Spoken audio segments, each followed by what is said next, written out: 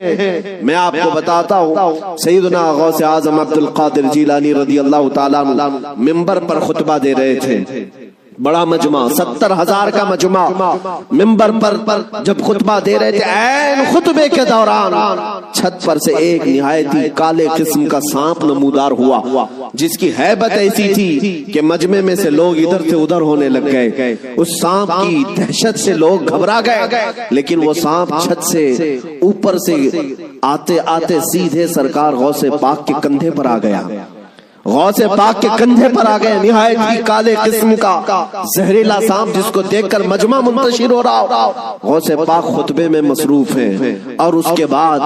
وہ سانپ آپ کے گردن سے آپ کے جبے میں داخل ہوا، آستین میں گیا، سینے پر آیا، دوسرے آستین میں گیا، گردن میں آیا، اس کے بعد تھوڑی دیر کے بعد وہ واپس ادھر ہی گیا۔ غوث پاک کے ایک جملے میں بھی لغزش نہیں ہے، خطبہ جس طرح چل رہا تھا اسی طرح چلتا رہا۔ اور اس کے بعد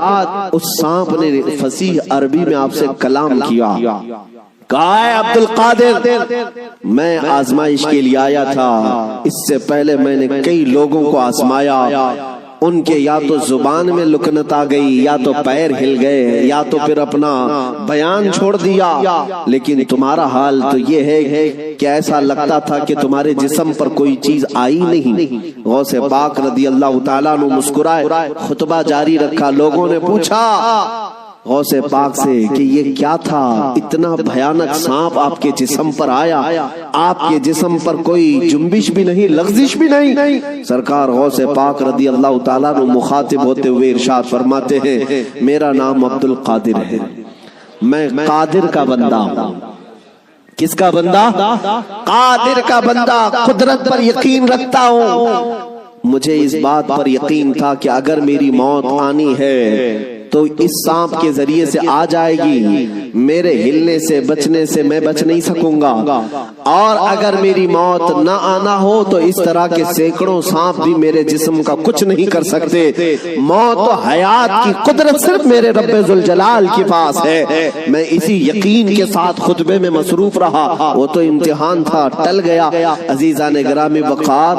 اس بات کا میں آج آپ کو اعلان کرنا چاہتا ہوں، اگر آپ قادری سلسلے سے بیعت ہیں تو غوث پاک کی اس استقامت پر قربان جاؤ۔ آج اس طرح کے زہریلے سانپ اگر تمہارے ارد گرد آ بھی جائیں، تمہیں اس بات کا یقین رکھنا ہے، موت و حیات کا مالک میرا پروردگار ہے، موت و حیات کی قدرت میرے رب ذوالجلال کے پاس ہے۔ اور یہ یقین میں آپ سے کہتا ہوں کہ غوث پاک کے مقام تک تو نہیں پہنچ سکتے، لیکن واقعہ عرض کرنے کا مقصد یہ ہے کہ ہم قادری غلام ہیں، قادری کتے ہیں، ان کی نسبت سے اگر ہمارے سینے میں تھوڑا بہت بھی اگر شجاعت کا جذبہ آ جائے تو میں سمجھتا ہوں کہ میرے عزیزو آج اس روئے زمین کا منظر ہی بدل جائے گا۔ لوگ دیکھ چکے تمہیں ڈرا کر کے، دھمکا کر کے، انہیں اندازہ ہو گیا ہے کہ یہ تھوڑے پیسوں میں بک جاتے ہیں، یا خوف سے تھر تھراتے ہیں، ڈر کر کے بھاگ جاتے ہیں، اس لیے دنیا تمہیں ڈراتی ہے، دھمکاتی ہے۔ لیکن جس دن تمہارے قدم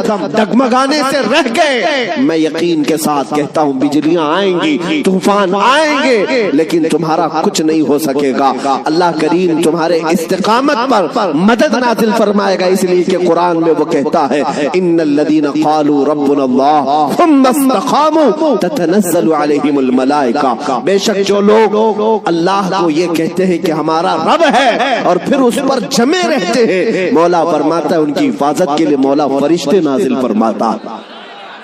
جمے